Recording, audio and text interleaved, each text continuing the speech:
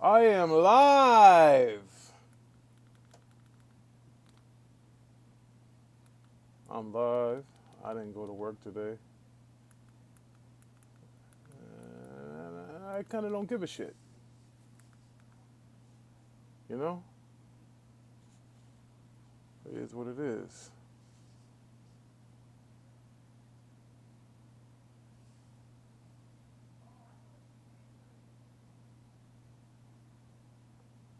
Good morning. What's going on? I play hooky from work today.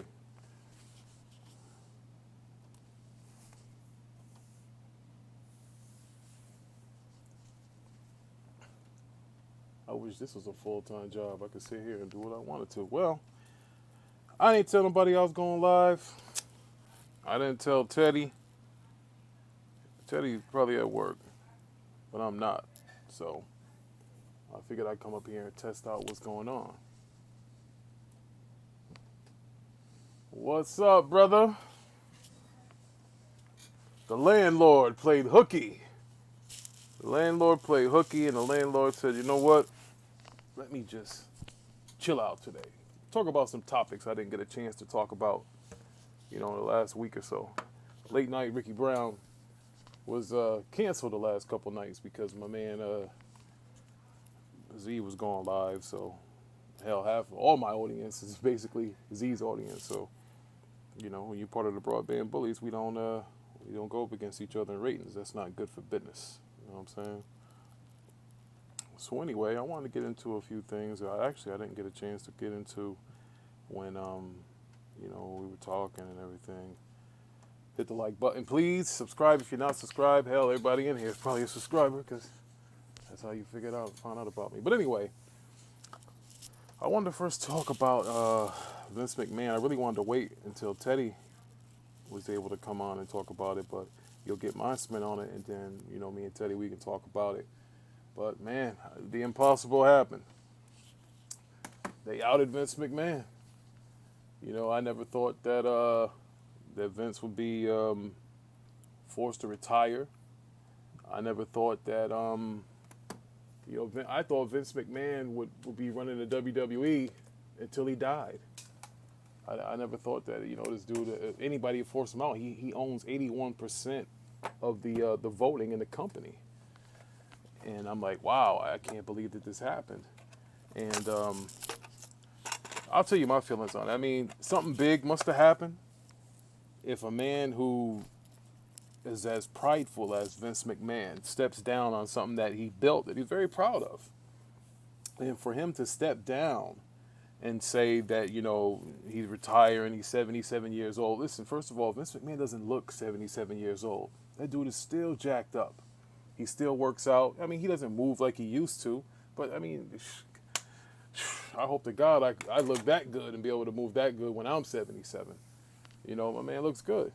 And, they forced him out. He must have did something is going to come out very heinous about what he did, what he paid somebody to do for him to just retire abruptly like that. That doesn't happen. Not with this dude.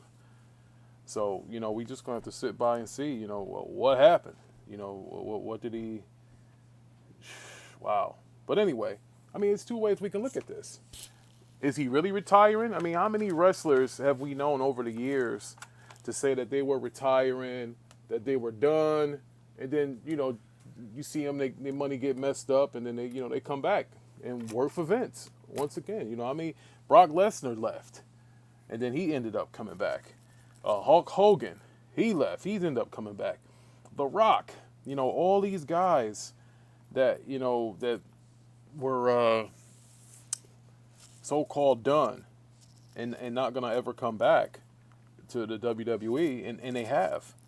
So, the wrestler in me says this is a work and that Vince isn't really retiring, that he's just saying this, waiting for time to pass because he that's what, hey, look, time heals all wounds. If he offended people, he did stuff. Maybe he wants to step away for a little while to say, hey, you know what, let this die down. Same thing with Hogan, when Hulk said what he said. And, it just took time. But one thing with being 77 years old, time might not always be on your side. A man's getting old, so eh, I don't know. That's the only thing that makes me think that it's not a work, that it's an actual retirement, is because he's 77 and he doesn't have time to wait and say, let me wait for this to blow over. So, and then there's also something in me that's saying, hey, you know what? Maybe that they forced him to go out because they didn't want him to hurt the stock price. It'll be interesting to see what the stock opens up today, the WWE stock, because you notice that Vince announced this retirement 5 minutes after 4 o'clock. The stock exchange was closed already. Nobody could sell their stock because let's keep this 100% here. This is still a business. Now Vince is going to want to sell this business eventually. And no, he's not going to see the profits of it. His children's children's children will see the profits of it being sold. So if there is a whole lot of dirt that they're pulling up on Vince and he has to, to resign so the stock doesn't tank, he's doing a move. He's what do you call it? He's taking one for the team, or in this case, he's taking one for the family. Because if this stock tanks and he does try to sell it, then he won't have anything. It'll be worthless. I mean, estimated worth for the WWE is probably about $5 billion. So with $5 billion, I guess Vince figured, hey, I get $5 billion, I step aside. My children are already set. They work in the company. My grandchildren to be set. And my great-grandchildren will be set. So that's one way of probably looking at it. There's also another way of looking at it, is saying that, man, whatever these charges are, or these incidents that happened that he paid for people to go away, or anything with talent, it must be real bad. And, he can't sweep them under the rug. Or maybe somebody came to him and said, hey, you know what? You either sweep this under the rug, you have to retire, or we're going to report this. Because I believe it's the, I don't think it's the New York Times. I forget who it was that's reporting it. Pardon me, because I don't have all my ducks in a row about who was actually reporting on this story. But, it's a lot of leaks. It's a lot of leaks, and some of the leaks just don't make sense. These leaks with these NDAs that Vince McMahon signed, they have to be somebody that's close to him. Because, who else would know? It has to be a top officer in the World Wrestling Entertainment that has to be leaking this information to these news outlets to either force Vince out so that they can run the company, or to get him to sell. Because this just doesn't make sense. If he's doing all he's been doing, like they said he has for years and years. So this 40 years he's on the WWF. Then it turned to the WWE. 40 years. And now it's just now getting out that something's up. NDAs were signed. Monies were paid. People, they signed papers saying we won't talk about it. And for somebody to leak this, I don't believe that BS about how it was the woman's friend, her best friend leaked the information about the NDA. I don't believe that. I don't believe that for 1 second. Not at all. I think somebody close to him was trying to get him up out of there. And now over the years, all his buddies, his close friends, the Bruce Pritchards of the world, the Johnny Aces, these guys, who did he piss off to say, you know what, I'm going to take Vince down? He pissed off. Somebody got offended, pissed off, and that's why this happened. That's one of the topics I wanted to go over. The other topic I wanted to go over is kind of stale, with the Last of Us 1 remake. They said that the mechanics and stuff, they didn't improve. The visuals are improved. We've seen them. We see how the visuals look. They look good. They're saying that it's a cash grab, that there's nothing really different. It's just a new coat of paint. Man. Hey, look, I'm a sucker for collector's edition. I hope it goes out. and people start canceling those Firefly editions so I can get me one because I didn't get a chance. That PlayStation Direct, man, yo, Sony is a beast when it comes to selling their collector's editions. Like, cause I mean, it's only like they're eliminating the middleman like real bad. Like they're not playing. If you notice that, you can't buy those PlayStation cards anymore at GameStop, and you also notice that, they're basically eliminating the middleman. You want to buy, the only way you could get that Last of Us Firefly edition was if you went to the PlayStation website, PlayStation Direct, to order it. Like, they're playing around. Oh, what's up, Matt? So yeah, Sony is making sure that they're not sharing any of the money with anybody. Like these dudes, GameStop, they basically told GameStop to freaking kick rocks. They're not letting them make any money off of them. They're not letting eBay, any of those dudes. Like, yo, that's crazy. Not missing much. Nice. But yo, that's crazy. Sony is like, you know what? Let me take them up out of there. Like I said, eliminating the middleman. Like that PlayStation Direct, by going through PlayStation Direct, Sony is actually helping these scalpers. Yeah, you could get the codes from CD Keys, but remember, they penalized you, or they were trying to.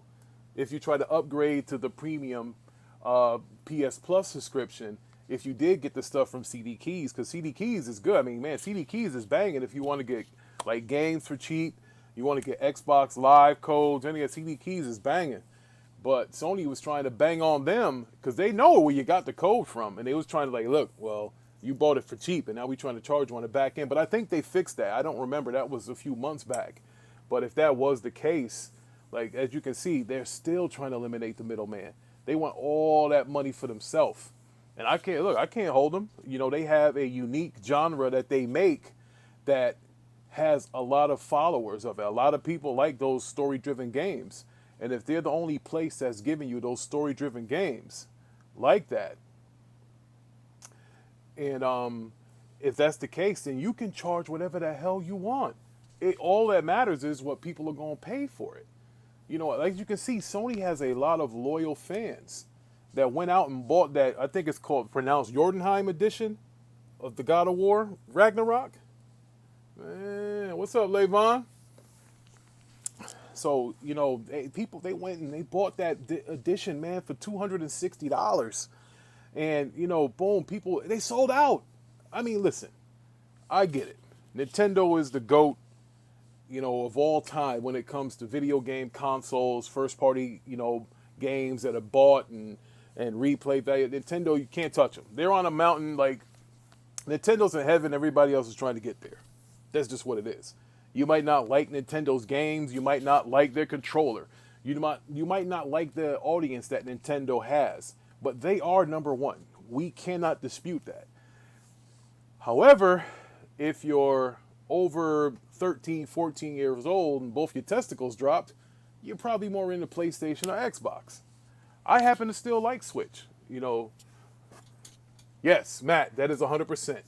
Nintendo games hold value more than any other system. Bro, you go into these retro games, if you go into GameStop, man, the Nintendo shit, first of all, it's never on sale. It's $59.99, take it or leave it. They ain't never gonna go down and sell. Like, that's just what Nintendo is. Nintendo is the old effing G's to this, bro. Like, Microsoft and Sony wish they had the first party support that Nintendo had. That's just what it is. Now, Levon, yeah, a lot of people do want a more powerful Switch, but you got to look at it like this. The reason why Nintendo probably won't make powerful hardware is, number one, it's going to drive up the cost of the console. So now, Nintendo is usually cheaper than everybody. They sell more of them, and they make more of a profit. So now if you make something that costs more, you're making less of a profit. And if the games are going to be bigger games and it's going to be more demanding graphically, they're probably going to cost more money to make. So Nintendo probably wants to sit exactly where they are and roll the way they do.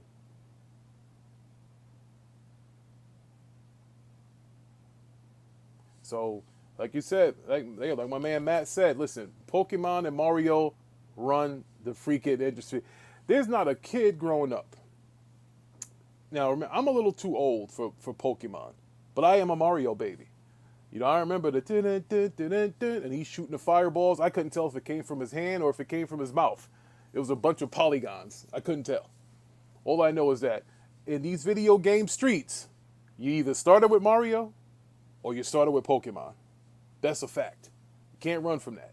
You can't, nobody in here who's gaming now, who's a older gamer in their 20s, even in their teens, they're still Pokemon gamers.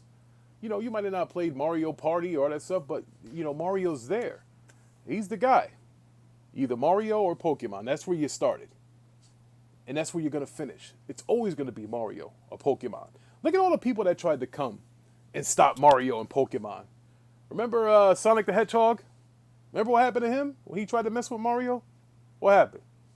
He got his ass stomped out. That was the perfect story of the tortoise and the hare. Sonic came out nice and fast, talked about how the Genesis was faster. Look how I move on the screen. I'm getting these rings, bling, bling, brown, and all of that stuff.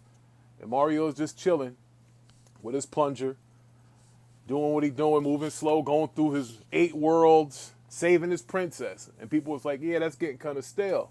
Well, what happened? Sonic's dead. Hell, Sonic was so broke, he started making games with Mario. And I mean, here's a funny thing, too. I remember I took my kids to Dave & Buster's. This is how bad it got for Sonic. I took my kids to Dave & Buster's, and they had a game where Mario is racing Sonic the Hedgehog. God damn it. Would you believe that Mario beat him? One of my kids was Mario, the other kid was Sonic the Hedgehog. And I'm like, how the hell does Mario beat Sonic in a race? That's how bad it got for Sonic. Yeah, remember Pokemon, on top of the world, right? Then these motherfuckers tried to challenge Pokemon called Digimon. They came out and tried to challenge them for the title. Nah, that didn't work either. Hell, you can't even find the damn Digimon. Where are they? Where are the Digimon at? There ain't no such thing no more. Digimon's dead.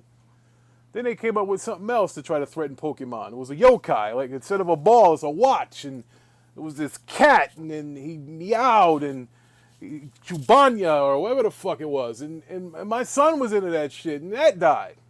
Hey, listen, you can't fuck with Pokemon. You can't fuck with Mario. They're made. Like my man Tupac had a song. They're made niggas. That's what they are. Mario, Pokemon, they're made. Can't touch them.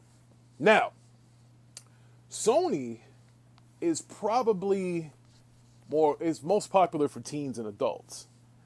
And you know, that's because those games, bro, those story-driven games, they're adult stories. And I mean, listen, it's not a coincidence that Sony is a movie maker and those games feel like movies. You know, it's like playing a movie. Like Uncharted. Uncharted, I mean, it was heavily cinematic, felt like a movie.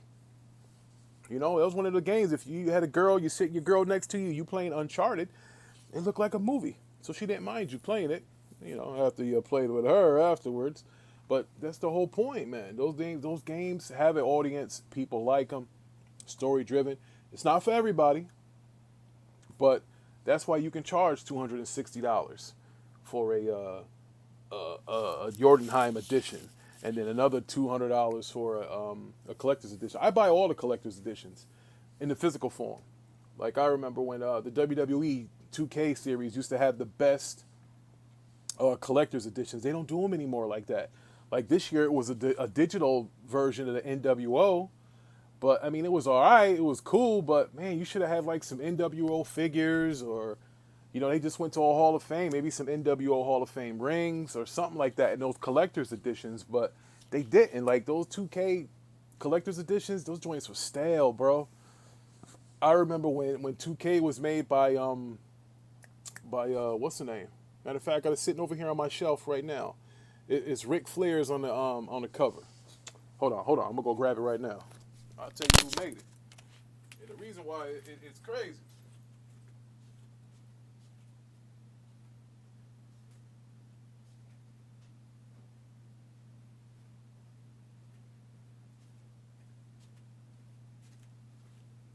All right. I stand corrected. I stand corrected. I make mistakes. Anybody that's been married at least one time made a mistake. So anyway, so WWE 2K. 2K was still making 2K19 with Ric Flair, the Ric Flair edition. I'm holding it in my hand right now. I still got it in the box, and it came with the Ric Flair what's the name, pop or whatever it is, and it came with the Hall of Fame ring. And what else did it come with?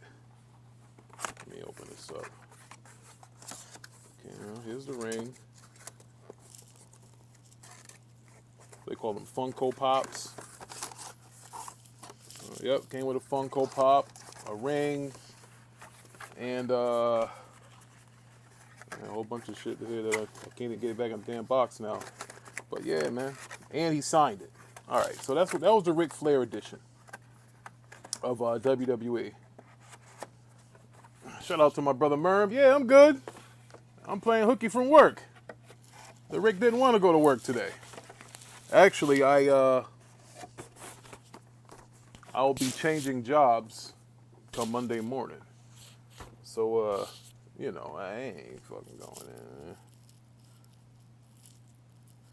in. Yeah, so, look, I ain't got to go to work. I'm starting a new job. That's why I'm live. We live right now. We talking everything. We talking wrestling. We talking gaming. We talking collector's edition. But I won't get back to these collector's editions. I remember my brother, who's in the chat right now, Merm Biz. Nah, man, I ain't coming back there. My brother used to get those Call of Duty special editions. They came with night vision goggles and drones and shit. Like they don't make those no more like that. I remember my brother used to get the joints at midnight. And I'm like, yo, Merm, you still got all that shit? I remember you used to have all those collector's editions. Those are the best joints. But yeah, man, collector's editions are Sony makes the best ones now. Sony makes the best collector's editions. Because, Matt, you're right. RC cars, like, yo, those joints were banging, bro. Big ass box. Matter of fact, Matt, you remember I got a Call of Duty collector's edition. I sold Tyrone all the junk that came in it. I never even played that Call of Duty. I sold all that stuff to Tyrone. It came in a big box, and it was all a bunch of fiddlesticks. It was worthless. It was junk. They don't make them like they used to. Now, those collector consoles, I bought those too. I think my first collector's console that I bought was, that was the Black Ops one, Matt. Yeah, the first collector's console I got was the God of War 2018. I got that PlayStation 4. I got the Spider-Man PlayStation 4. I had the Star Wars PlayStation 4, but it wasn't a Pro. And the controller looked like Darth Vader or whatever. So that wasn't my first, man. I go back. I had a lot of collectors. I had a collector's edition Xbox Kinect. It had the gold C3PO controller, and the Xbox made the R2D2 sound when you turned it on. So I remember those. That was a good one. I have the Last of Us 2 collector's edition PlayStation 4 Pro. It just had Ellie's tattoo on it. It was nothing special. I think I got hosed on that one. That one was raggedy. I have the Gears of War Xbox One collector's edition, where it makes like the locust sound when you turn it on. I have my favorite though. One of the best special edition consoles was the Cyberpunk 2077 Xbox One X. That shit is fire. That's what I have right now. That's why, and I'm gonna keep that because me and my family, we're rock band players. So all my rock band songs are on that particular Xbox and that extended external hard drive. I'm not transferring all of that stuff to my Xbox Series X. I ain't doing that. But yeah, man, those collector's editions, man, it gave you something to want. But now these motherfuckers are scalping them, bro. And I think the bad thing is, look, I'm not telling that the scalpers are bad for scalping, whatever they're scalping. I mean, that's cool. Do what you got to do. But the problem with that is Now you have told those companies, those manufacturers, exactly how much money you're willing to pay for the product. So don't be surprised when they release a PlayStation 6 for $1,000 or a new Xbox for $1,000. They can do that because they know we already paid that for the scalpers when they were scalping those prices. People were selling PS5s for $2,000. I think don't hell. Some of them going now still for like 800-900. So the moral of the story is, if you buy from the scalpers, now the manufacturer's gonna say, you know what? If they gonna pay $1,000 for this, hell, we gonna charge $1,000 out the gate next time around. It almost makes sense because that's what they'll do. So what do we have to do? We got to vote with our wallets. But a lot of us be capping and cooning and our slaves and our marks for Xbox, or we're marks for PlayStation, or we're marks for Nintendo. We'll go out and buy the shit at the damn scalp price, and we're gonna be sitting here looking crazy, man. We shouldn't do that. We really shouldn't do that. But you know, all we're doing by buying from scalpers is we're jacking up the own freaking retail price when we go in, you know, for the next gen of consoles. That's what we're doing. So there you have it. I mean, that's just what that is. You know, I mean, they now with games, you make the big money on the collector's editions. With games being all digital now, and like my man was saying earlier, with codes from CD, whatever, you know, you got codes and stuff, so games aren't as profitable as they used to be. You know, buying from, the middleman. So what do? You sell collector's editions, $260, and you charge $260 because you know they're gonna pay $260. And what happens? The person that gets it for $260, he gonna flip it and sell it for $360. And they're all out of print, so I want the Jordanheim edition bad. I settled for the collector's edition, but Matt, matter of fact, you in here, man, be on the lookout for those Jordanheim editions for me. That's my man, Matt. Matt runs a store. He got all the retro shit for you if you need it. So I'm gonna need his help on getting one of those Jordanheim editions. I don't want to pay $360 for it though, man. I don't want to pay all that. I'll pay $260. I'll pay as much as $300. I'll pay you for your services for looking for it, man. I don't feel like getting mugged. I got all the collector's editions. I want to keep them. I got the Horizon, Forbidden West, all of those. I have those. I want to keep them. I don't want to miss out. I'm a collector. I mean, anybody that's ever come in here and seen my basement, they know I'm a collector. The God of War, Matt. The God of War Ragnarok, the Jordanheim edition. It's sold out everywhere. I know you got connections, motherfucker. You always used to get shit.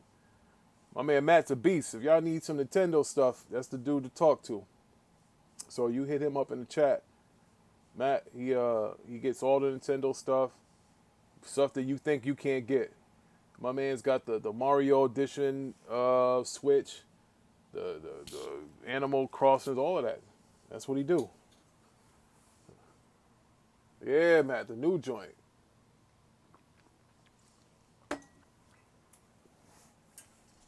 New joint. Now that we've talked about Vince McMahon, we've talked about collector's editions. Yeah, matter of fact, let me know. I still need that PlayStation Portable. I still need that PSP and what else was I looking for? I was looking for the PSP. Something else I was looking for too. I forgot. I got to look under my cabinet here and see what I don't have.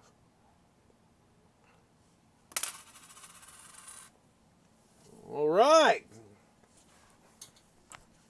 So we talked about Vince. We talked about collector's editions, and we talked about how Sony's eliminating the middleman. They're taking all the dough themselves.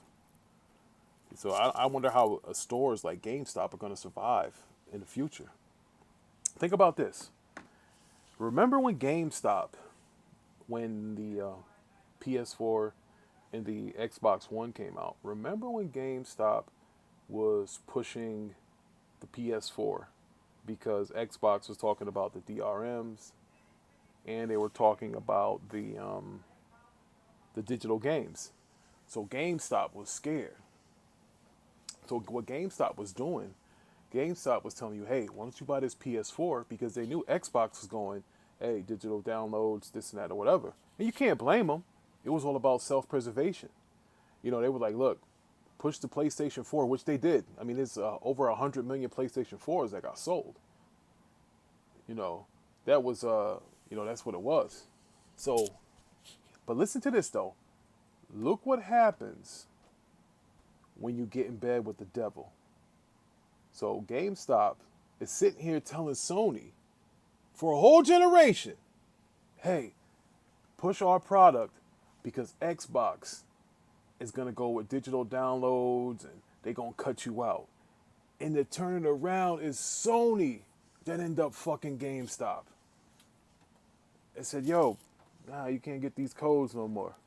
We taking them off. We ain't selling them no more at GameStop. Wow. And then it turns out that Microsoft, who got dissed by GameStop last gen, turns around and puts money in their pocket for them to promote the Xbox, which is useless because GameStop is useless now. GameStop cannot help you. The only way GameStop can help you today is if you are afraid of buying things online. And I'm talking about just consoles and controllers. I think GameStop sells more Pokemon cards than they do games and consoles now. They are done. They are finished. I walked into a GameStop and a motherfucking dog was ringing the register. There was nothing to do. There's nobody there. I came in a GameStop. The girl was... I went to a GameStop here in Milford, Connecticut in the mall. And the girl was getting her nails done at the place next door. There was nobody in the store. Nobody. Because there's nothing to buy. Think about this. If you're GameStop and everybody wants a PS5, but you don't have any in stock, what am I coming to your store for? Those 3D audio headphones? Yes, Matt, that's 100%. They're turning into like a toy store. If you want to, you go to GameStop if you want to buy Pokemon cards, the latest Hasbro 6-inch action figures, and like you said, Matt, more shirts and stuff now. Like they're done. They're finished. The GameStop is dead. The GameStop / Funcoland / EB Games / Electronics Boutique will never be the same again. They are finished.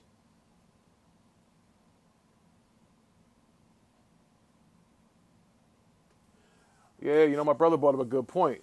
I got to start collecting those arcade 1-up machines. He's got a bunch of them in his basement. Brand new in a box. Never touched. Damn. You have to turn one of those floors into an arcade. That'll be a bomb-ass idea. But back to GameStop's failure and how they're dead. I like saying this because, I'm first of all, I don't want anybody to go out of business. You're right, Levon. You can go to GameStop for retro stuff, but Retro Games and Game Exchange has better retro things. GameStop doesn't go past the PS4. You got to go to retro game. You got to go to Game Exchange if you want like PS3, 360, that stuff, all of that. Yeah. But 3DO is still right here, still hooked up. Just played Gex the other day. It looks terrible. I had to get something called a Retro Tank. Now, a Retro Tank is this thing that you hook up to your TV. If you have like a 4K TV, in my case, I have an 8K TV. And what you do with the Retro Tank is you hook the Retro Tank up to your high definition TV, 4K TV, or 8K TV, and it makes the game look as good or as better as it did when you first played it on the analog signal with the yellow video, the red audio, the white audio. Like the Retro Tank, this is beautiful. It's $300. And you hook it up and all your games look the same. It's not going to look fuzzy like it used to when you hooked it up to when you try to use like a HDMI adapter, how it looks all fuzzy and it looked terrible. Now the RetroTink is a good investment. But let's get back to GameStop. So GameStop, I feel bad for anybody. I don't want anybody to lose their job. Because anybody who's ever worked somewhere knows what it feels like to lose a job or anything, company go out of business, shit didn't work out, whatever. So I'm not wishing that on anybody. But you got to be careful of the seeds that you sow. I remember GameStop. You used to bring a brand new game in that you just paid $50-some for, $60-some for, and they turn around and only offer you $15 store credit, $20 cash. Yo, that's dirty. That is dirty. It's filthy. And for all those people that say they're supporting the devs, they're doing it, GameStop is the antithesis of supporting the devs. When they resold those used games, they weren't, those devs, none of those guys wasn't making any money on that stuff. None. Not a damn dime. They're reselling a used game for $54, and they taking that $54 to the wig. That's how that store stayed in business for so many years.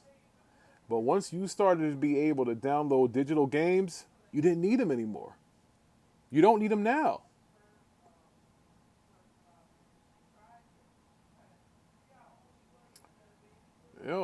Like my brother, he still buys disc. Now there are some people that still buy disc. Disc is I like buying disc. Disc are good. It's cool to have a disc for a couple of reasons. Number one, you can trade it in. Listen, I'm a lazy motherfucker, so listen, I'm so lazy. I'll buy it on a disc for the collector's edition, and I'll buy it digital just so I don't have to get up to change the disc. Yeah, it's that bad. I don't feel like fucking doing all of that, getting up. Now listen, I can see if these systems were like I'm old school. I have a 200 CD changer. Back when CDs were a thing, you could put 200 CDs in this carousel, and you just turn it around with the remote, and you choose whatever CD you wanted. Yes, that's 100%. Used games is what GameStop that's how they made their money. Remember when you used to walk into GameStop and you ask them, hey, you got that new Madden?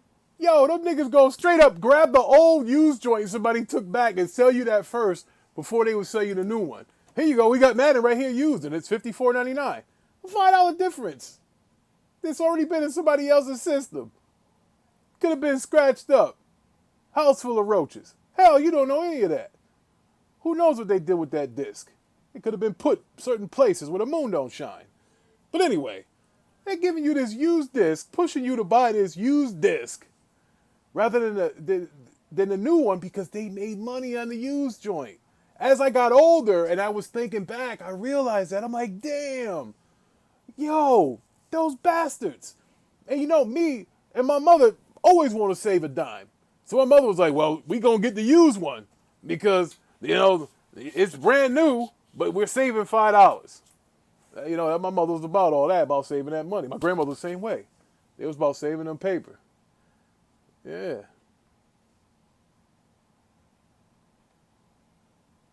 Yeah, man. Yeah, the PSP was before its time. Now, here's what I can say about Sega. Sega was way ahead of the times. Let me tell you, everything that everybody does, Sega was doing it first. Sega was the first ones to have the CD. Sega was the first one to have the 32 bits. Sega was the first one to have the online with the 2K. Sega was the one that had the two analogs. Well, they were first with the analog. Sega was the one with the 4-player adapter. Yo, Sega was ahead of its time.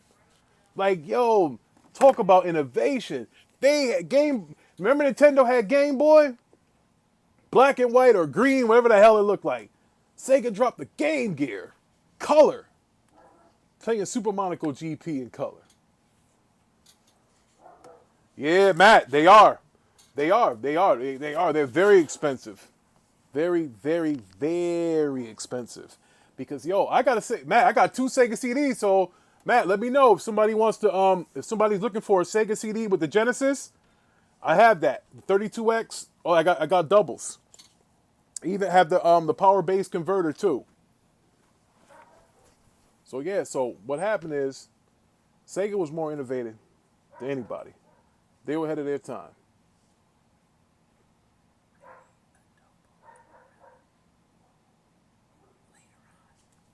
All right. All right. So yeah, so listen, Sega, remember, for all my sports players out here who are listening, all 10 of you, I ain't got many viewers. So all 10 of y'all out here, who remembers when Sega had the Dreamcast and they had an LCD memory card that you stuck in there. And that's where you called your plays at from football. So the fuck nigga that you playing doesn't look at the screen and copy what you're picking. So he doesn't know what you're picking. Because that's one of the ways, remember in Madden, when you were playing couch co-op or couch versus, you would look and say, oh, okay, you look at the dude's defense, and that nigga would look at you too and see what offense you pick. He see you going for the I form, or if he see you go 3 wide receivers, or if he see you go shotgun, that bastard would put out a dime formation or a nickel because he was looking at the screen and he saw what you picked. So that's what he would do. I ain't gonna front. I used to do the same thing. Ask my brother. I made thousands of dollars of playing people in Madden. And that's why I laugh when these brothers in the Broadband Bully Discord be talking about that, oh, Ricky Brown don't pull up in Madden. Ask my brother how much money I won in Madden. Playing Madden. I used to get it in.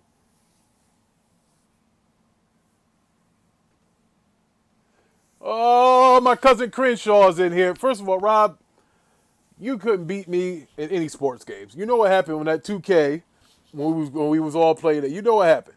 You know what happened. I ain't even gonna get into that.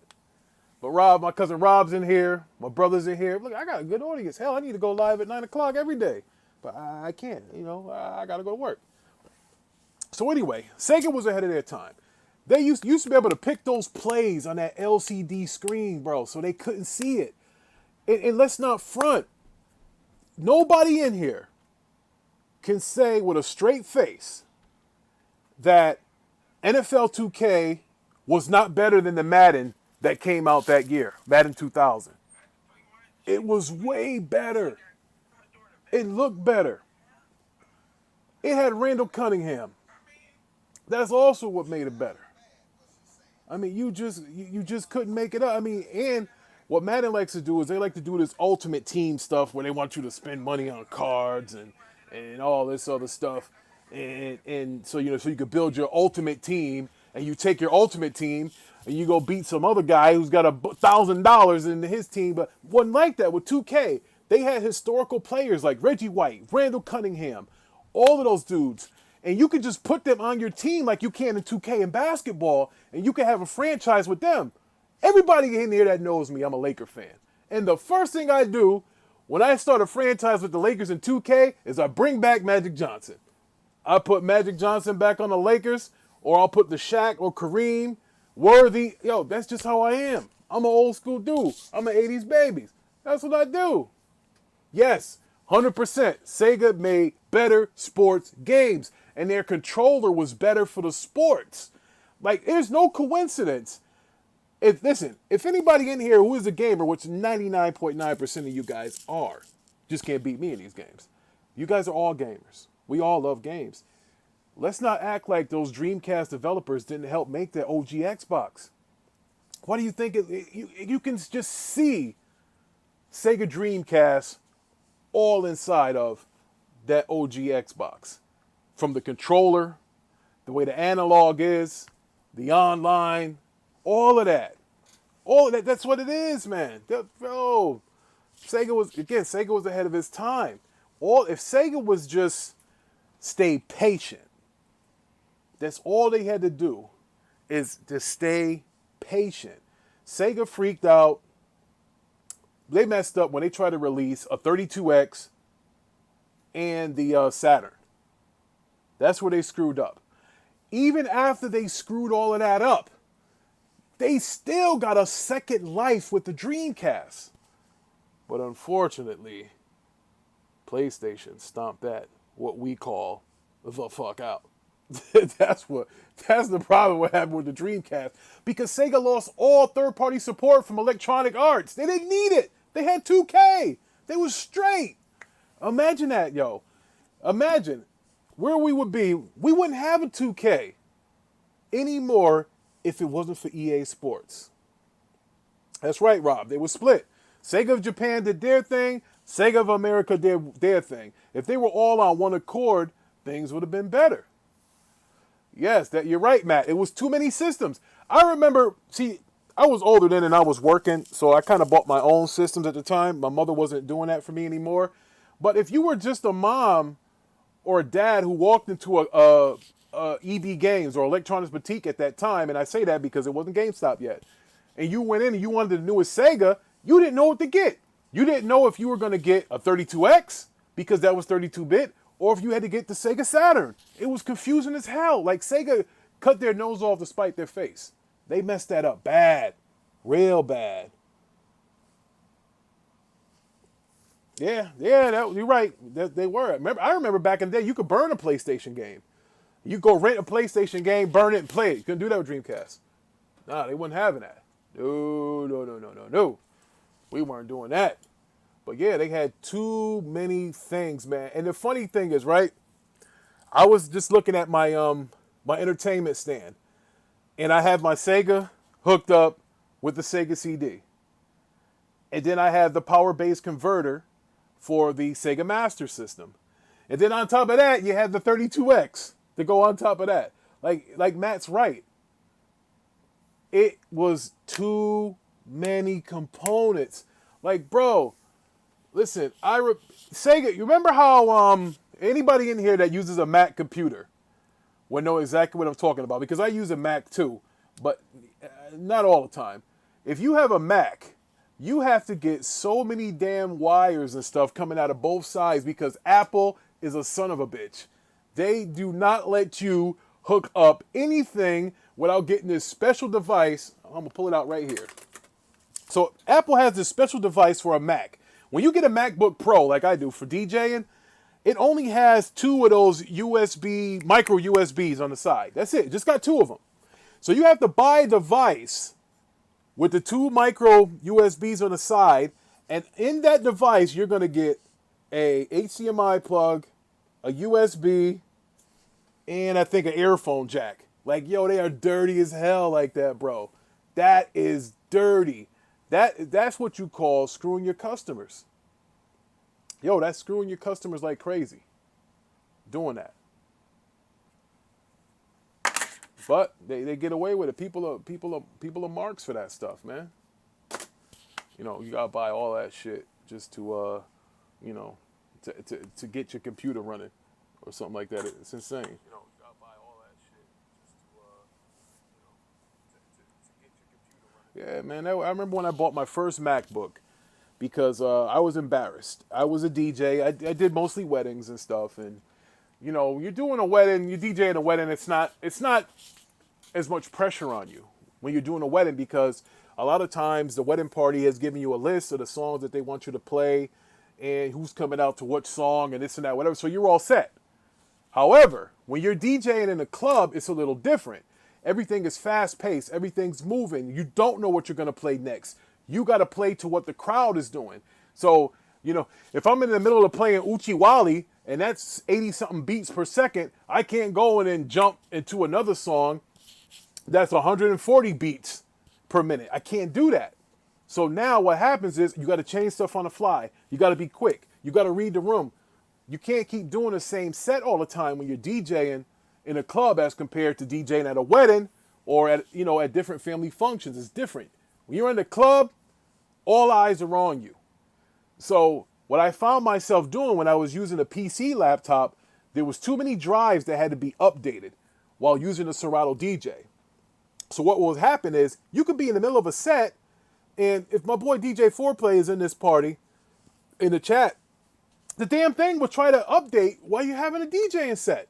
So you had to turn off the internet, and man, it was BS. So I said, you know what? I'm going to buckle down. I'm going to get me a Mac. The damn Mac is $3,000, but I'll get my return on investment because, you know, everybody needs a DJ. There's weddings. There's power speakers. There's money to be made. Superior Performance Productions. Like, bro, we was getting it in. And then fucking COVID happened. I ain't had a DJ gig since. The last DJ gig I did was a wedding for Brother Tavon from church when he got married. And then the pandemic hit. There was no more gigs. They shut all that down. Couldn't have parties. You couldn't have, block parties, especially here in Pistol Wave in New Haven. You ain't having no black party. How you gonna have a block party? Unless you got metal detectors. And these people come out. You can't do it. Can't do that kind of stuff no more. You can't no block party. So yeah, all that stuff was a wrap. So now I'm sitting here with about $50,000 worth of DJ equipment sitting in storage. So yeah, that sucks. But now everybody thinks they're a DJ. Everybody thinks they can get an iPad and plug it into a Bluetooth speaker, thinks they're a DJ now. That's another thing. Technology has done certain things to make things not as well. Oh, my boy's in here. Foreplay is here. I knew it. I had a feeling that this brother was in here. I had a feeling. Shout out to my man DJ Foreplay, Superior Performance Productions. We go way back over 20-some years. And that's why I stopped using the PC to DJ. I was using a Mac because the Mac was faster. Yo, Four, remember you came to my house. You was here in the basement and you was showing me how to work off the Mac when I had just got all that new equipment. Yo, that was crazy. Yeah, man. Yo, that's my boy right there. My brother DJ Foreplay, we go way back. That's my brother right there. And it's just things ain't like it used to be, man. That whole the whole pandemic thing, it kind of shut down the whole DJing thing. And now everybody think they're a DJ. When it's not like that. Like my man Foreplay, he's old school, bro. He's a real dude. He does it. Like he does the instrumental, the acapella. People don't do that no more.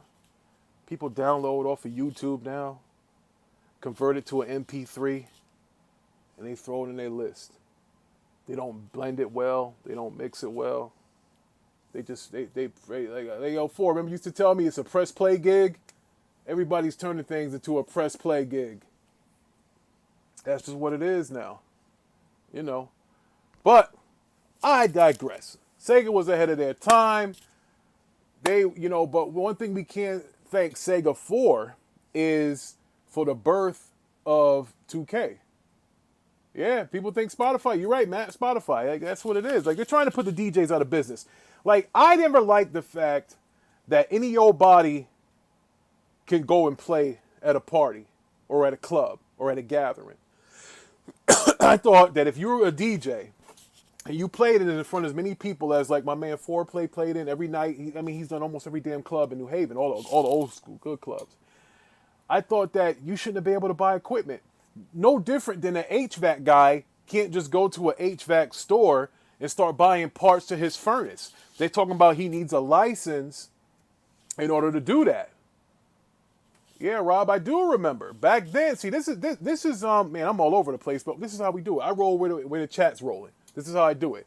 2K cut EA Sports at their legs when they released their game for $19.99, where Live was still $59.99.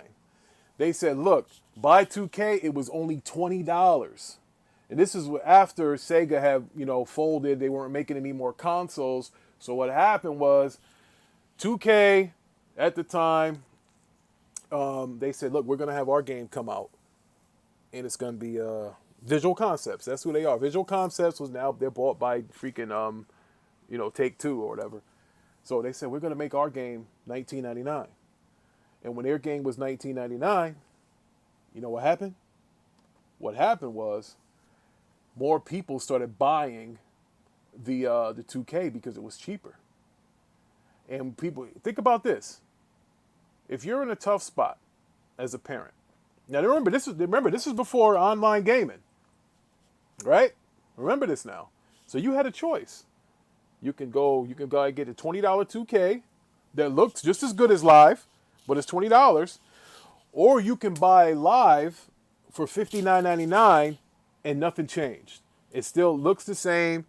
There's no different in season mode or anything like that. There's nothing to justify you paying the full $60 for Live when 2K did the same thing for $30 cheaper, $40 cheaper.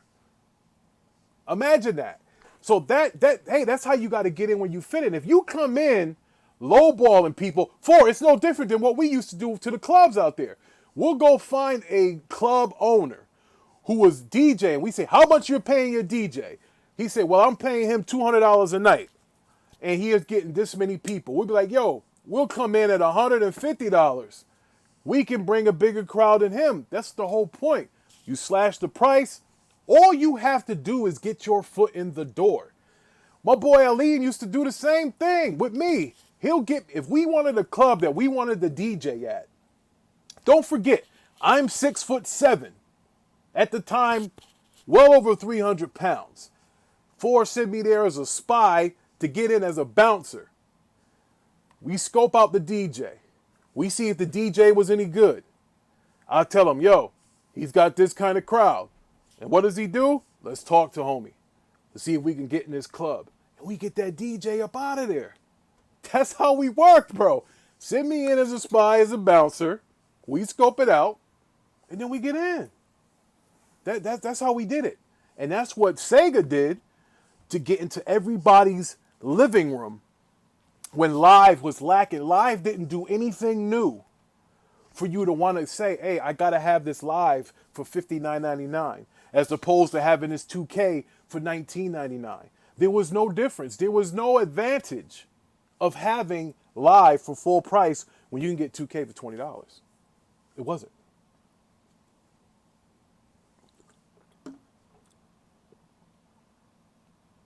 You're right, Rob. I mean, that's what it was. Yes, I remember. Remember, they did have 3D fighters. First open world RPG. Yes, yes, yes, yes, effing yes. That is 100%. And that's why you have a wrench, because you made a hell of a point. That's what Sega was. Sega just did so many different things. I mean, it's unfortunate they were stupid. I mean, that's the problem when you have, people that are innovative can't be stupid. I bring an example to you, Andre 3000.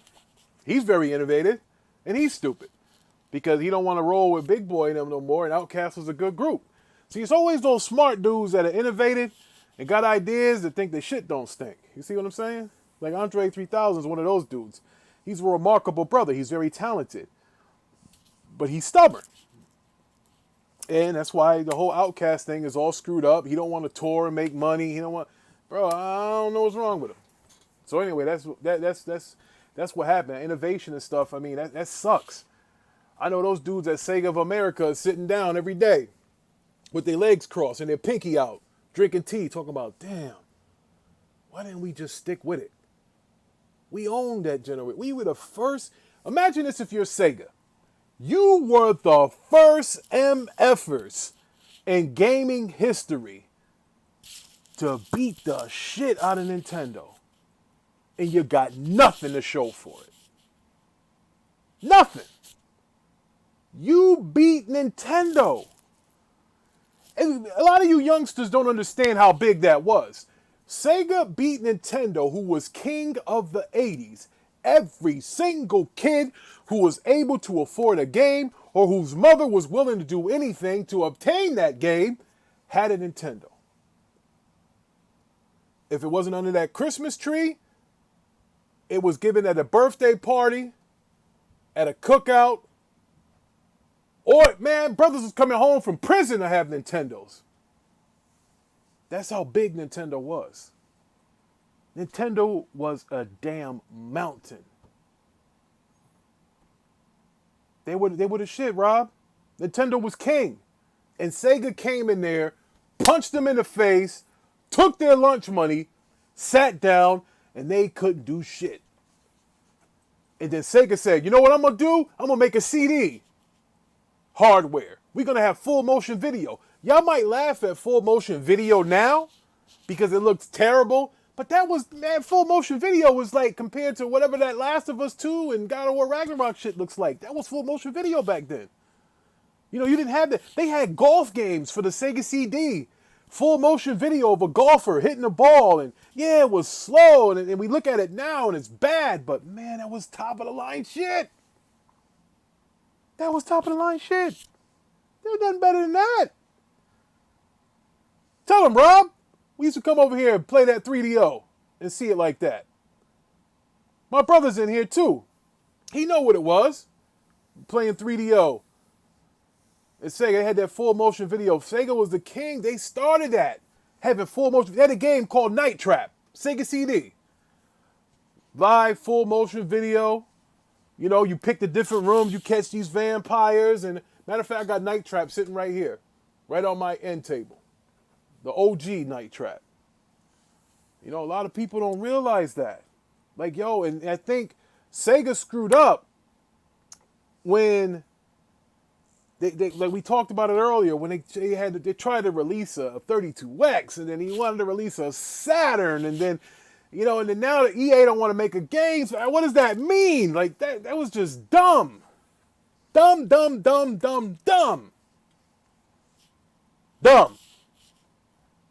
And now they're making games for everybody.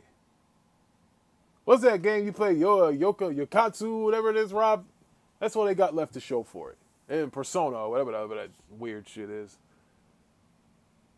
That's what they have now. When they ruled the gaming world for about 2-3 years. They took Nintendo's crown, took it from them. And it's funny because we started out talking about Vince McMahon and the WWE, WWF, and now he's retiring. Whereas Nintendo was the WWE, WWF, and Sega was WCW. Sega was WCW. They won. They were winning. And they got stupid with poor management towards the freaking end. That's what killed WCW. Poor management. Nintendo just made the same type of games over and over again. That's a fact. Mario Golf, Mario Soccer, Mario Fight. Yeah, Mario's a bad motherfucker. He still ain't losing no weight. All these damn games he's got athletically. So yeah, Sega made all types of games. That's what it was. And that's why looking back, like Sega, I'm tell you what. If Sega had any kind of, I don't know what their pockets are looking like. I don't know any of that shit. But Sega they should try to release another console. Why not? Why not? Why not, Sega? You think about this. You got Persona, you got Yakuza, you got Shinobi, you got all of those games that people like. You should release a console. Who's gonna stop you? And I think Sega should release another console, and it should be a hybrid like the Switch, but a little more powerful. I think that's what they should do. And then, because listen, they have the catalog to do it. They have the catalog. Oh, listen, Matt, ain't nobody touching Mario anything. I think we touched on that. Listen, Mario he is what he is. They do. Sega got a hell of a catalog, Rob. I don't know why they can release a console. Imagine if Sega said, you know what? Starting in 2024, we're going to have our own console. Sega Sports is coming back. You know what? Sega had their own channel too. I forgot about that. Damn, it was way ahead of the time. So basically, that Sega channel was kind of like what Game Pass is. Imagine that. They were Game Pass before there was a Game Pass. They had their own channel. Wow. They squandered it. That's why everybody want Microsoft to buy Sega. Because they think, they can't listen. Sega already had 2 chances. I'm not saying that they're going to come back and dominate or do anything, by release. I think they should release a console, though. What do you have to lose? I know it's going to be expensive to do that, but you already have things like Steam Deck. Yep, Matt, you're right. Steam Deck might be, I don't. I don't think Steam Deck audience and the Switch audience are different. They're first of all, the audiences are split just by the price alone, Matt, because a Steam Deck is going to cost a high end Steam Deck going to run you about $600. You can get a low end Switch for $200, and you can get it for 170 used. So, therefore, the Switch is their audience is going to be larger because their prices are lower. Yeah, maybe. I mean, if Nintendo did that, I don't think Nintendo wants to get into the third party kind of deal. They like their first party. I don't think they want to get into the Call of Duties or the GTAs. I don't think they do. They might dabble in Warzone or something like that. I think they might do that. I mean, that's what Microsoft said. They wanted to put Warzone on Nintendo, which is probably just talk. They probably don't really mean that. I mean, you could just say whatever you say just to make the FTC try to push the deal through. I don't really think that, I don't know. But I think Sega should release another console. They were ahead of their time. I mean, I don't know how many of those people are still over there from, the Genesis era, the Dreamcast era, all of that stuff. But, I mean, I don't know.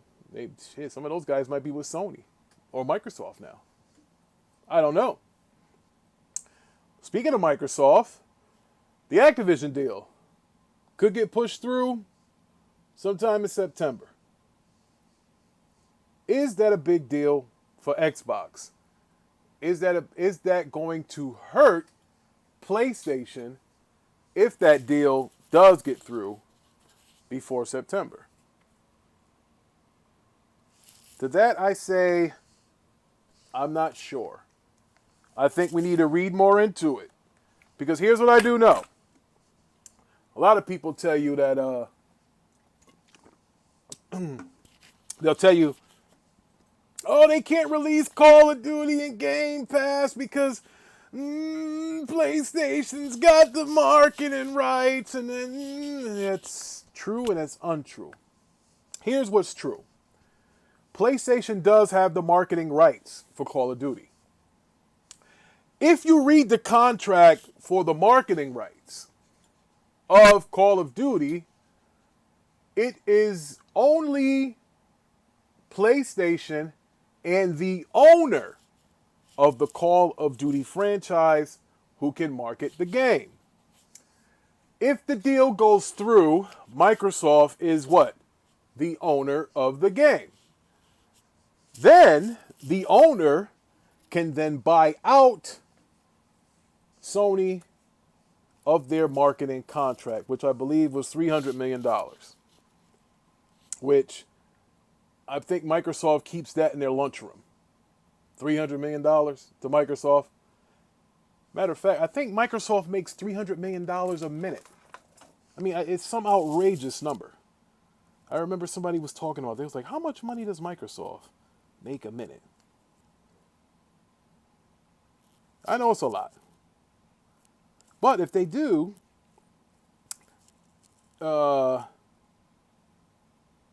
make Call of Duty come to Game Pass. Yeah, you're right, Rob. That's petty cash. Listen, Microsoft spent that in catering last week. That's nothing.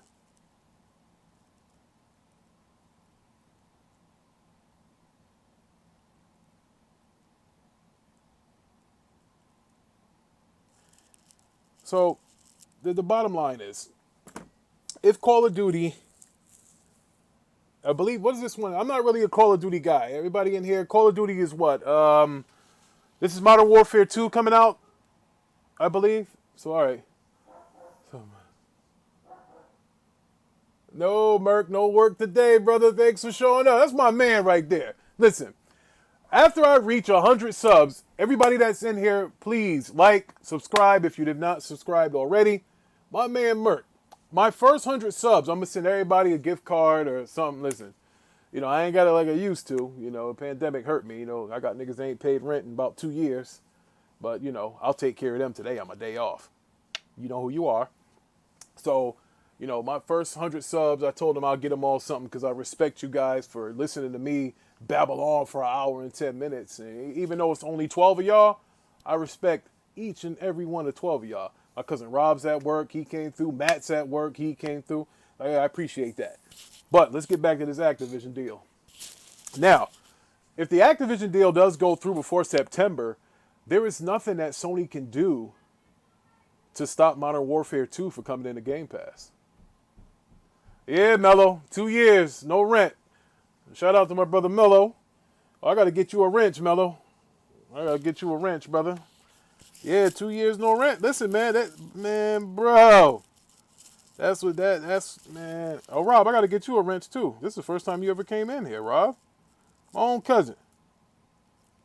Just now getting in here. Oh, I got to give Matt a wrench, too. Yeah, see, that way I know who my subs are. I give y'all mod rights. But anyway, if the action, what's good, Mello? I didn't go to work today, brother, so I said I'm going to go live. And I didn't go live the way I want to. I don't have my joints, my overlays going on the screen, but we'll fix that later. I don't give a damn. We talking about this Activision deal. Now, if that deal goes through by September, like it was rumored that it could happen, it's there's nothing that Sony can do to stop them from putting Modern Warfare 2 in Game Pass because Microsoft is the owner. And they said, well, they got marketing rights. Marketing rights don't mean a damn thing if you're the owner. You can then buy you out of your marketing rights. No doubt, brother. I'm grinding. I'm trying to grind like you, Mello. I'm trying to grind just like you, Post, and Noah. Well, I don't know where Post is, but I see Noah. Yeah, man.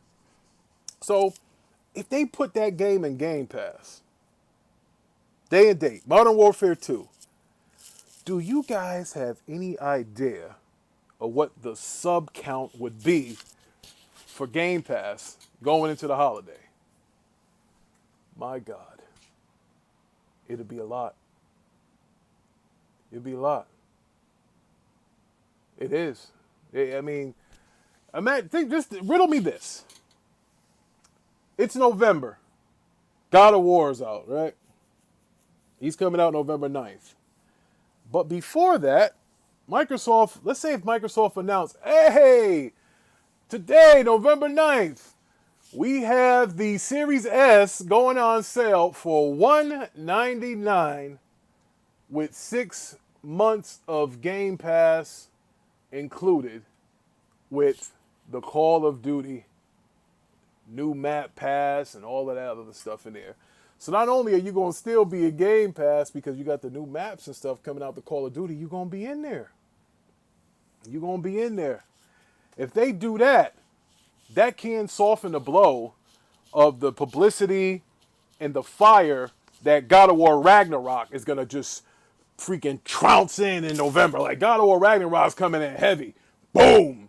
They are coming in heavy in November. But if that Activision deal goes through, you can steal some of God of War's thunder. No pun intended. You can steal some of that if you announce that Modern Warfare 2 is in Game Pass day and date and a price cut for your Series S.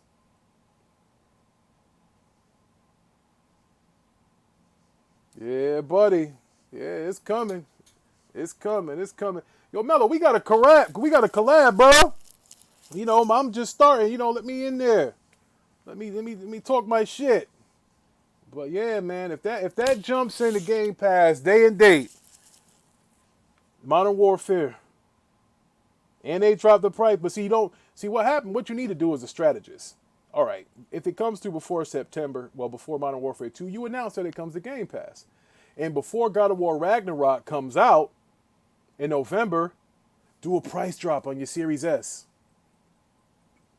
You got nothing to lose. You drop the price on the Series S, not only are you going to then win the MPD, that'll be, oh man, that's brutal. They'll take the MPD away from Sony by dropping the Call of Duty, day and date in the Game Pass, and by cutting the price of the Series S. Because it's about time for a price cut. That came out in 2020, right? It's 2022 now. Yeah, you probably can cut the price of that Series S now. Hell, they done sold a bunch of them.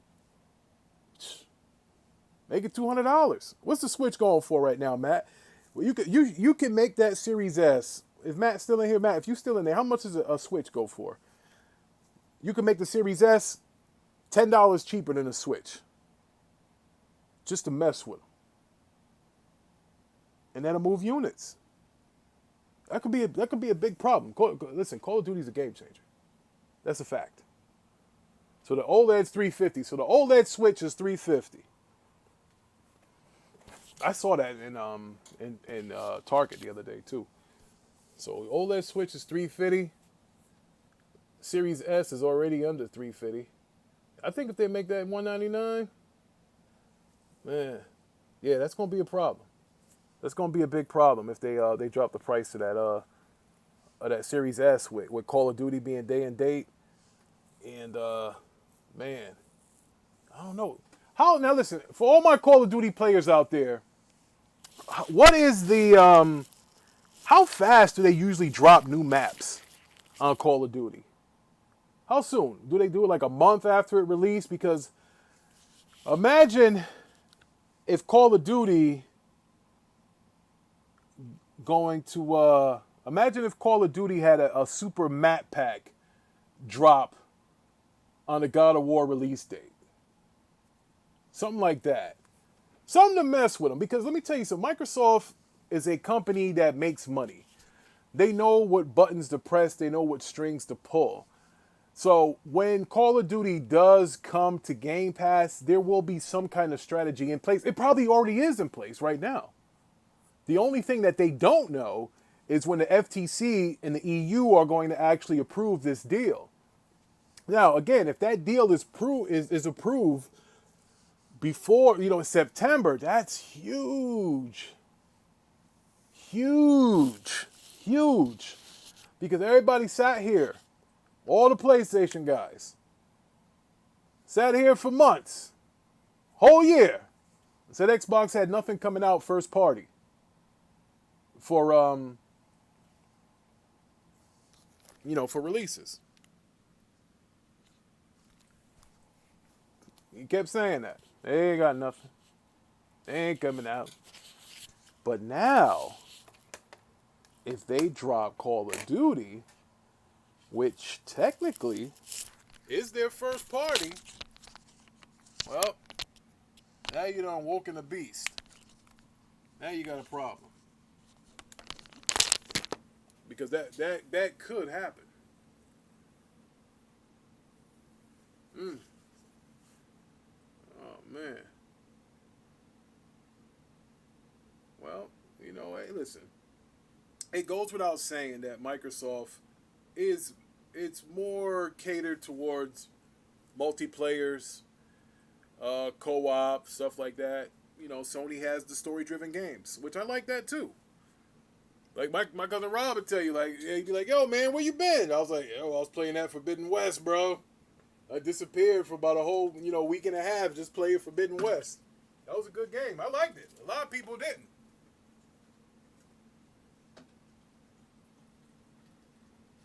Man, let me tell you something. I would say, for me, I like Forbidden West more than Elden Ring. But that's just me.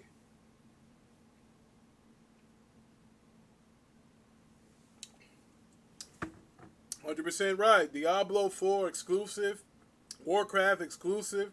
Tell the COD Devs to make a story-focused games too." Yeah, that's huge. I didn't even thought of that. Like, you can do that. Like, man, all you got. Wow. Wow. Yo. Well, yeah, they do. Let's not. Hey, 100%. Let's not forget. Activision did make those X-Men Legend games, those Ultimate Alliance games. Hey, didn't they make that Wolverine game too? That was like the best Wolverine game. That game was better than the damn movie. That Wolverine movie was trash. Oh man, yeah, I didn't like that Wolverine movie. Cause that Deadpool in there was yeah, I ain't like that.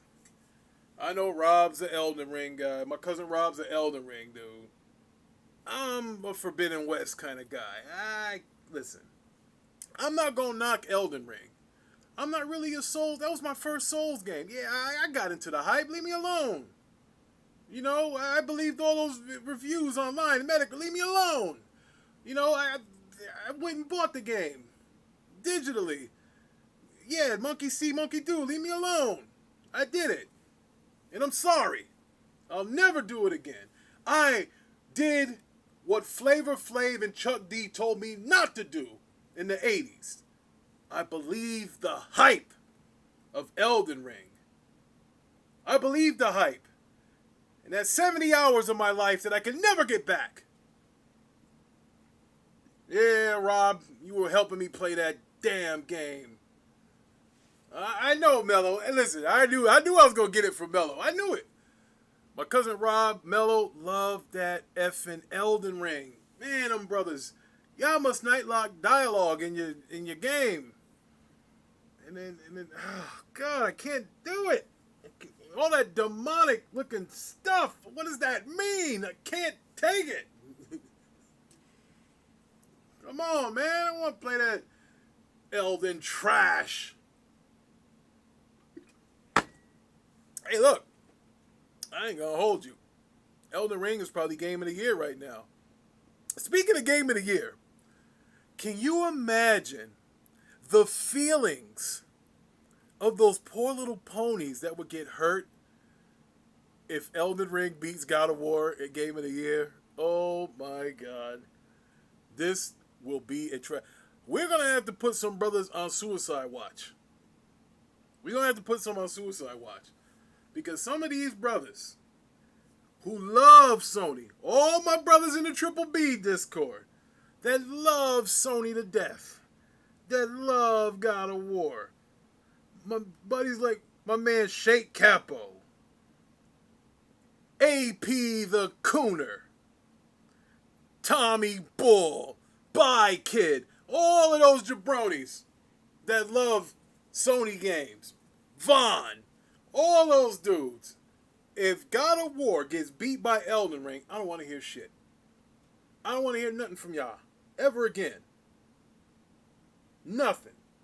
Because all you guys do is kiss and worship the ground that Sony walks on. And if that God of War gets beat, I don't want to hear it. I don't want to hear it. I don't want, man, shit.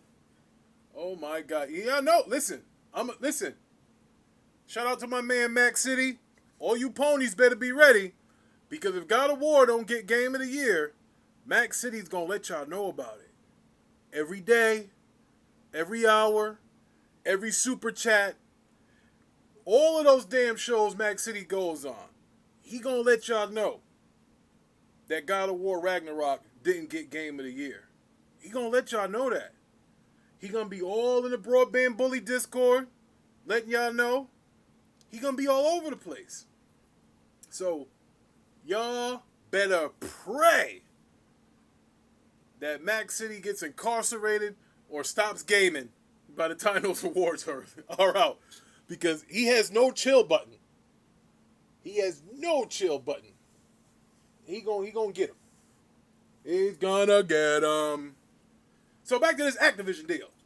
If that goes through, I think it's big as far as day and date, obviously, with Call of Duty. I think it's bigger for the long run because now, remember they showed that Diablo trailer? I think it was. They never said that it was day and date in Game Pass because, you know, they don't own it yet. They don't own the Activision catalog yet. But you know, if that deal is done, that's coming in Game Pass. Like, yo, listen, make no mistakes about it. Certain things that a lot of people used to say about Game Pass as far as, oh, the games are garbage. You're going to tell me Overwatch is garbage? Oh, the games aren't. They don't have a lot of value, and you tell me Call of Duty doesn't have value. Oh, it's they don't have a different genre. You got Diablo. Oh, you're gonna run out of bad stuff to say eventually. You can't listen. You can't run away from your destiny. If all of those games become first party, games day and date in a Game Pass, that's a problem. That is a big effing problem. I mean, I don't think a lot of people understand how big of a problem that is. And I say problem, I mean problem for the competition. For the Sonys of the world. Nintendo, they got some different stuff. Ain't nobody stopping Nintendo. Nintendo's made. Nintendo is like my man Zeus was in what's the name? Thor, Love and Thunder. Like, he in his own world. Nintendo just on top of the cloud, sitting in the heavens like, all right, look, y'all little niggas can do what y'all want. We gonna sell these Switches. We gonna cater to these kids. We gonna make our online so fucked up that you can't get to these kids. That's what we do here at Nintendo. This is how we protect the family. That's what Nintendo's worried about. Nintendo, listen. They're like, look, y'all can have all that online weird stuff. Nah, we good. We got our Smash Brother players. We got our Fortnite players. We got our Animal Crossing players. We got our Mario Party players. We got our Mario Kart players. That's what Nintendo has. All those games I just named, neither Microsoft nor Sony has bigger franchises than any of them. None. People laughed me, booed the Rick out of the building when I told two Sony pony jabronis that Elder Scrolls was bigger than God of War and Spider-Man combined. That Rudy Pooh Parker tried to argue me. Cheap Parker. This fucker tried to argue me that Elder Scrolls wasn't bigger than Spider-Man in the video gaming world. He really wanted to fight me on this. I'm like, listen, bro, don't get Spider-Man the character confused with Spider-Man the character in video games. And Mello made a hell of a point. Mello said, and I'm going to try to get this exactly what you said, Mello. You said, as far as Elder Scrolls outselling Spider-Man, Mello said this. They did that before. When all the Spider-Mans were by Activision, they were all multi-plat. And it didn't outsell what Elder Scrolls did in being multi-plat. It didn't. Mello was on that shit. He was 100% right. I totally forgot about that. I was like, damn, Mello was on some shit. See, y'all mistake Mello. Now listen, sometimes Mello do be capping for some stuff that I wouldn't play. But to each his own. But Mello was right on the money. They multi-plat. All those Spider-Mans from Activision. They still didn't sell better than Elder Scrolls. Didn't happen.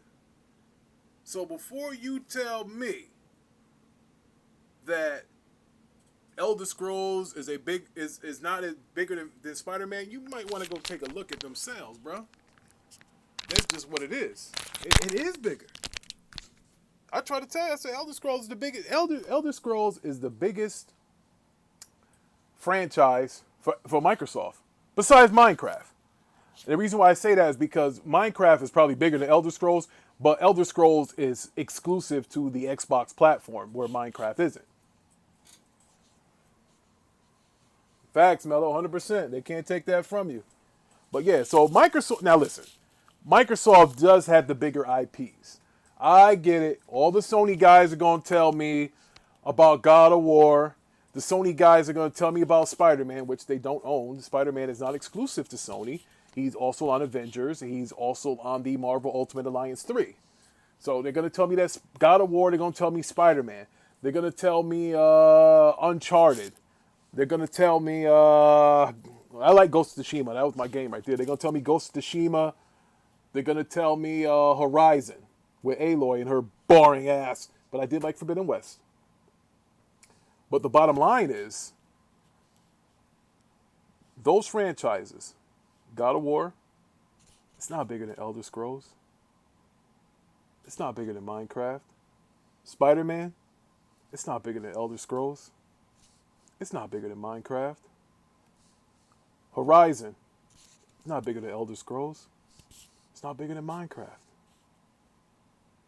It's just not. So yes, Sony has these IPs that people love, these story-driven games. But I will tell you that those story-driven games can't hold a candle to a Call of fucking Duty, to a Minecraft, to a Elder Scrolls. And I know y'all make fun of it now, even a Halo. You know, it's funny how everybody that has something bad to say about Halo, it's mostly from the Sony pony side. They say bad stuff about Halo. Sony doesn't have a game even close to something like that. Where's their Halo? So we can compare it. Can I see it? Where's Sony Halo at? Can I see it? Where? They don't have one. They don't have a Halo type game. And I get it. Microsoft doesn't have a God of War type game. Microsoft doesn't have a Spider-Man type game. Microsoft doesn't have an Uncharted type game. I get that.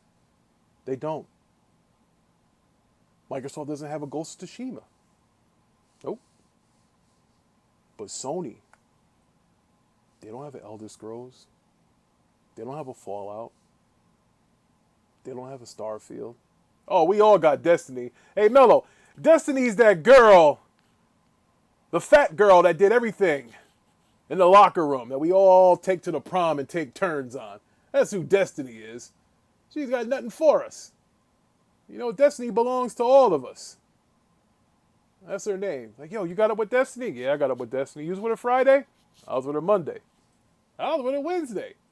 Well, I was with her Thursday. Everybody gets a turn on Destiny. Everybody.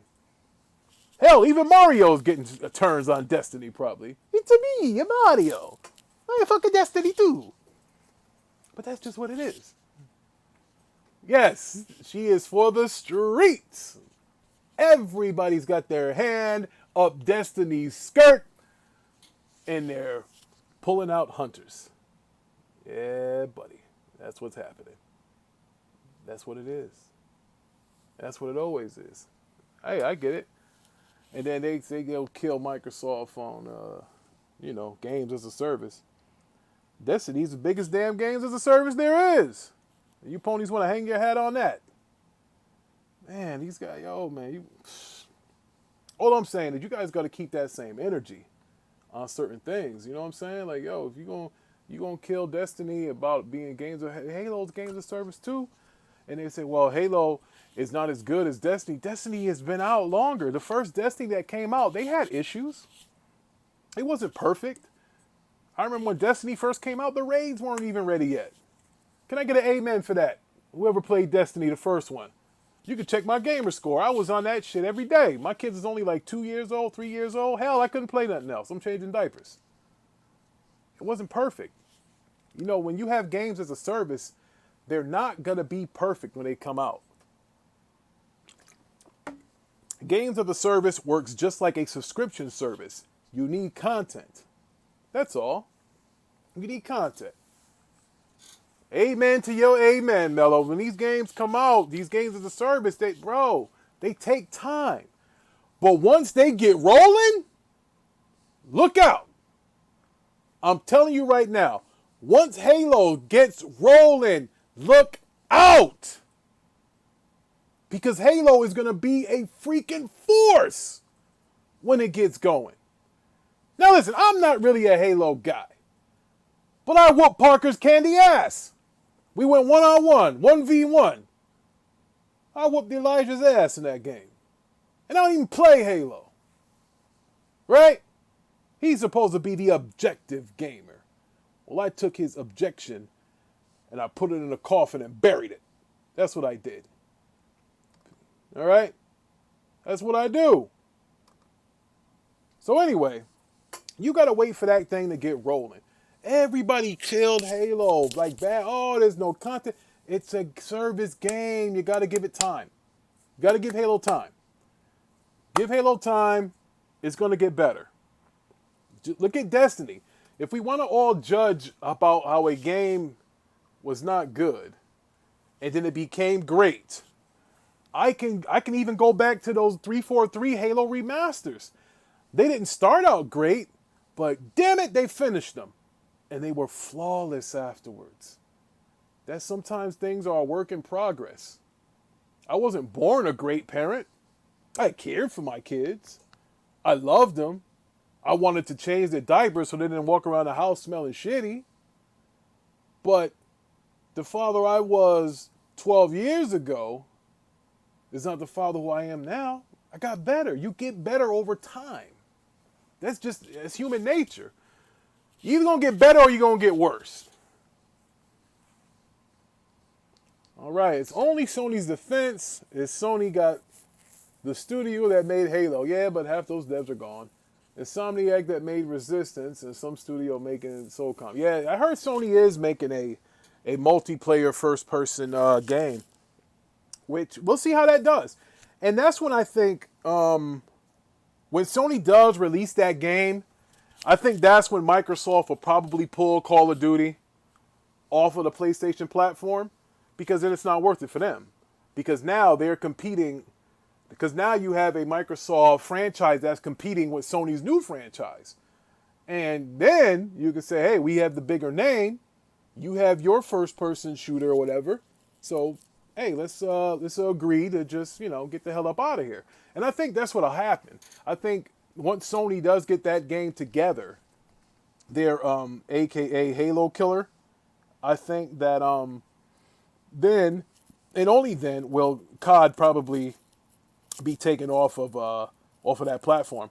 And listen, I'm not really good with predicting anything. I lost many bets around here, as you bastards all know. Some of you guys freaking fleeced me here. So I lost a lot of fucking bets, all right? And I can't really predict the future. But I do know that that they are coming out with a Halo Killer. And yeah, Matt, I lost a bet to you. Hey, you stole from me, but I beat you too, fucker. You remember that? Another nigga in here I done lost money to. Man, I can't. The sports shit is killing me. But anyway. Yeah, it's not up to Sony. Shout out to my brother Merm. It's not up to Sony, though. Microsoft is going to eventually pull COD off of... they're going to pull it off of PlayStation. That's just the cost of doing business. Like, they're not going to pull it off right away because Microsoft likes what they're getting. Here's what I say to people that don't think that COD is leaving PlayStation. Eventually, PlayStation is going to leave COD. That's just a fact. Why would Sony want to split the difference with Microsoft? Number one, if they're going to have their own first-person multiplayer shooter coming out. They're like, yo, we have our own coming out. Why would they want to still split with Microsoft? They're going to try to promote their own game.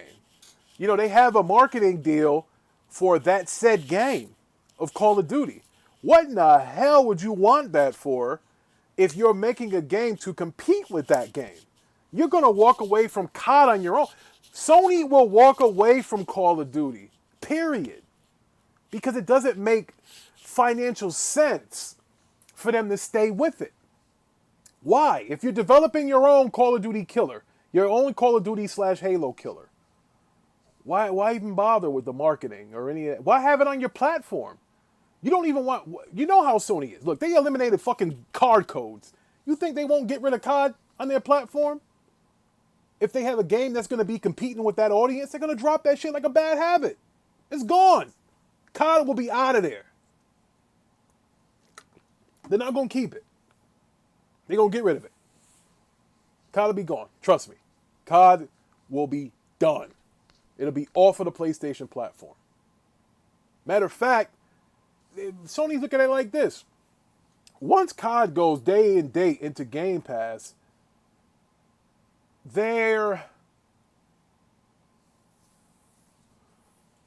Yeah, you know what, Ty, you're right, brother. But Ty, hear me out. Hear me out. That's a good point. But hear me out here.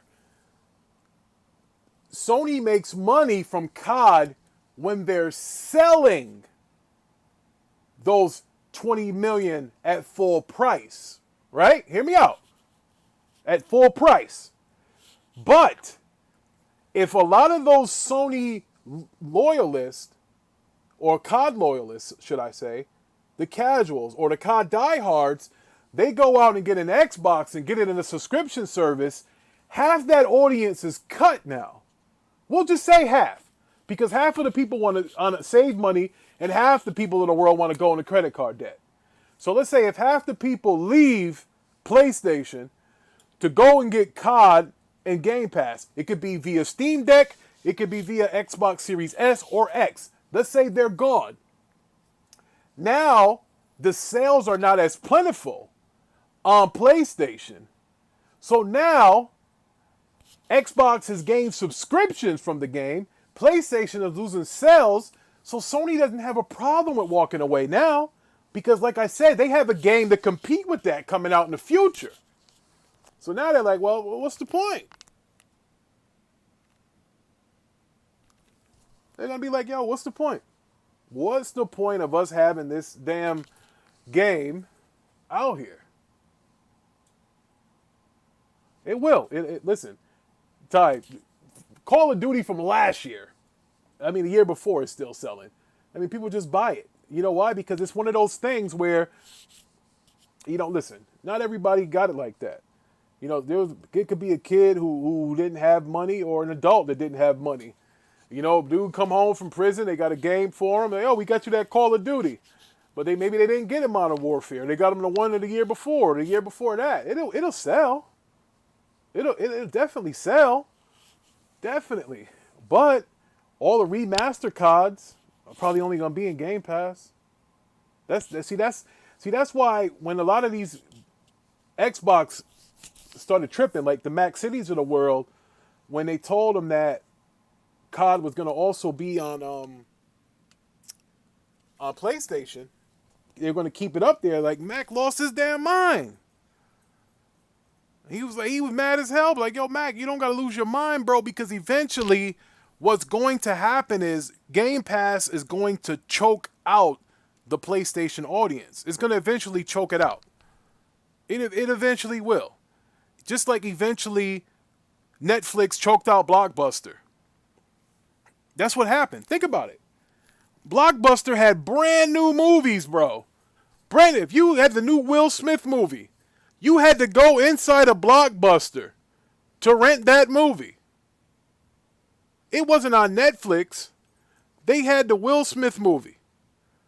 They had the Sean Connery movie. They had the Morgan Freeman movie to rent day and day, and Netflix didn't. But Netflix still choked them out. Why? Because they had content. Netflix had content day one, whether you liked it or not. For $4 a month, you got to watch 200-300 movies. Didn't matter when, where. You didn't have a late fee. You didn't have to get them back to that goddamn rental place or to that red box or any of that box. All you had to do was click on it, watch it. That's what killed Blockbuster Video. Netflix couldn't compete with them with the new shit. Just like Xbox can't compete with PlayStation with that first party. God of Wars, the Horizons. Listen, that Forza will stomp a mud hole in that freaking Gran Turismo. I don't ever want to hear the name Gran Turismo again. I'll get to that in a minute. But that was the whole thing. That's why it all happened. That's why. That's what it was, bro. That's what it was.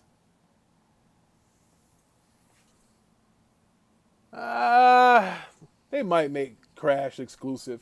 Because, listen, at the end of the day, Xbox has got to have something that makes you want to subscribe to Game Pass.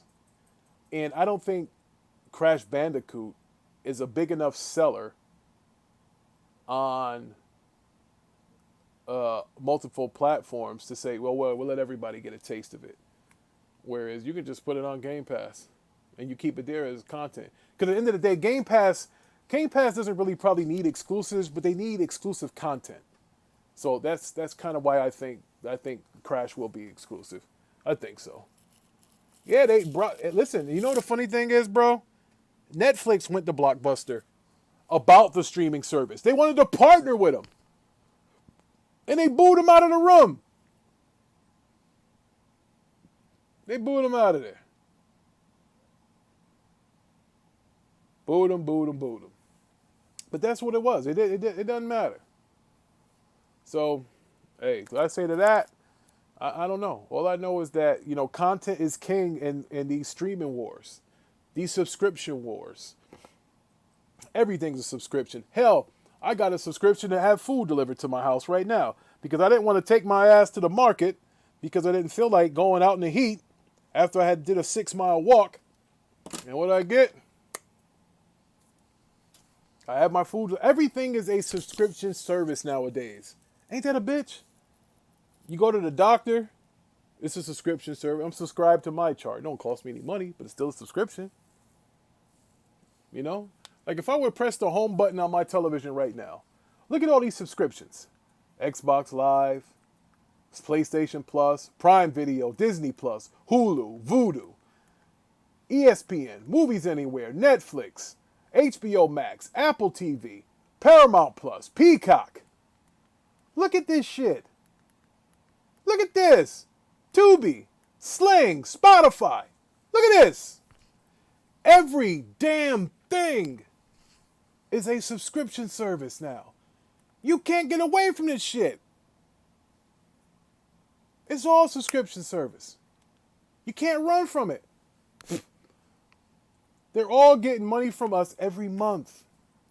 And a lot of us are paying for subscriptions that we don't use. Hell, I don't remember the last time I went into this ESPN freaking app.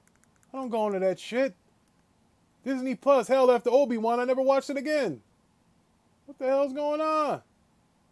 Look at this mess. HBO Max, all of this. All the subscription service. Oh my God, my God.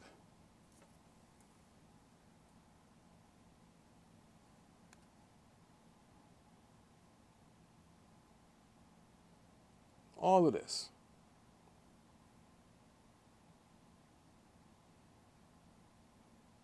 Yo, Teddy, why don't you come in here?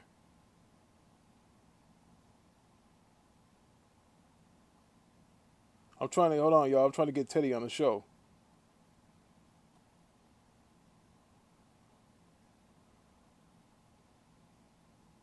Yeah, I'm trying to get my co-host, Teddy Digital.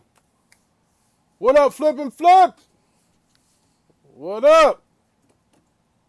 Thanks for coming through, supporting the boy, the Rick. I try to bring it to you real. And then when it's late night with Ricky Brown, I try to bring it to you nasty. So I got to be more like PG. I'm during the daytime here, Matt, the Rick doesn't hack a Fire Stick. I have an 8K TV. I want to watch the content. And it's 4K or 8K, and it looks terrible when you hack that Fire Stick. Oh, man. I was over at my boy's house yesterday. Teddy, I'm on right now.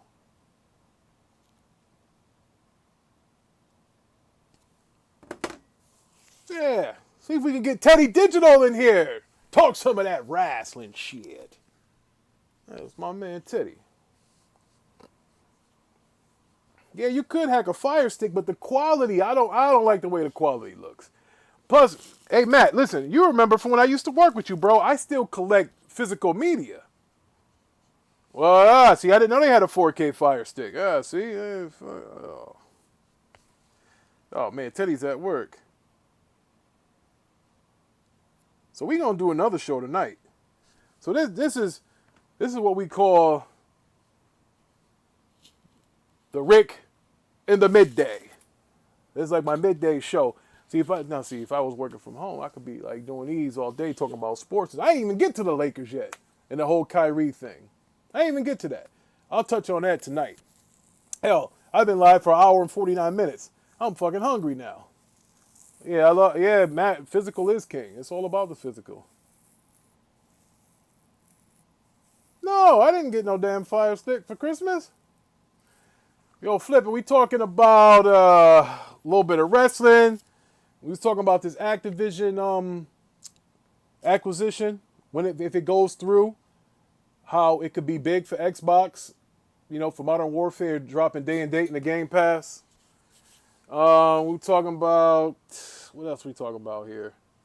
Talking about me playing hooky from work. I was trying to get Teddy on the show. He's at work. Teddy works for the Army, so thanks for his service. My cousin Rob was in here, but he's at work. Man, I missed the pandemic. Man, I wish I would go live during the pandemic. Hell, I have more views and everything. Then we really get crazy there. That's how a lot of these YouTube guys blew up during the pandemic. Because YouTube is a free subscription service, unless you get the premium. Another subscription service. Damn. They're everywhere. Man, oh man. All these subscription services. I got to check these credit card statements. Because I don't think I'm getting my money's worth out of these things. I really don't think so. But, what we're going to have here is, we're going to have about a 9-hour intermission. And I'm coming back again live today. Oh, man, did he win? I hope he won.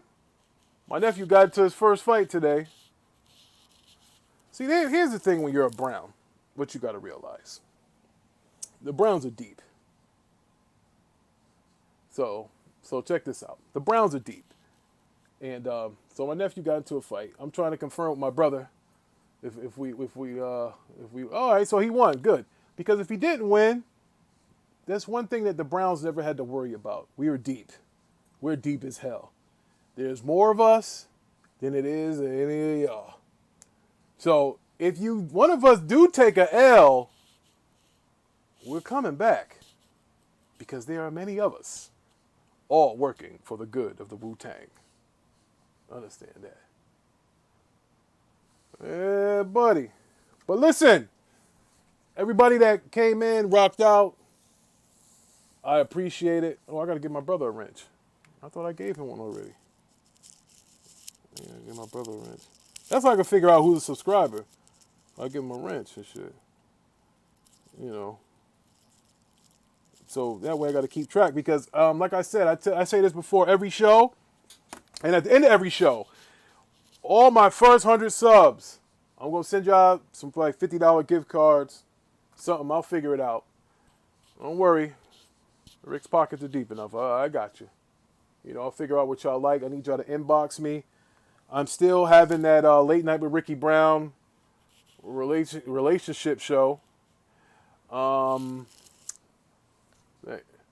going to be back tonight at like 9:30. I'm going to be doing a show with Teddy then. That way I can get my overlays right. Because something ain't right. These overlays should have been working, but they didn't. I got to talk to Z again, see what happened with this overlay. Because he don't usually go live on Mondays. So I'm going to go live again tonight. But I wanted to go live today and test the overlay. But I just, I talk a lot. I don't know when to shut the fuck up. I just, I kind of started feeling it. So what I'm going to do is, like I said, my first 100 subs, I'm going to send everybody something. And you can email me at rickbrownismagic@gmail.com. I still have that for all those relationship issues that I'm trying to tackle too. That's for the Late Night Ricky Brown. I got episode 2 coming up. And we're gonna see what's going on with that brother and his girlfriend. They got weird stuff going on. So it's rickbrownismagic@gmail.com. I've got about 12 different stories. I got Twitter. It's Ricky Brown. I'll put that in there right now. Let's see. So what we're going to do, I'm going to take, like I said, that 9-hour intermission. I might go get me something to eat. See, that's the dangerous part about being home. You go in that refrigerator and you start, that's my Twitter handle. that I just sent in through the chat. I'm going to be back in 9 hours. Hopefully I don't eat something that I'm not supposed to. I might go pop some popcorn. Oh, thank you. Thank you.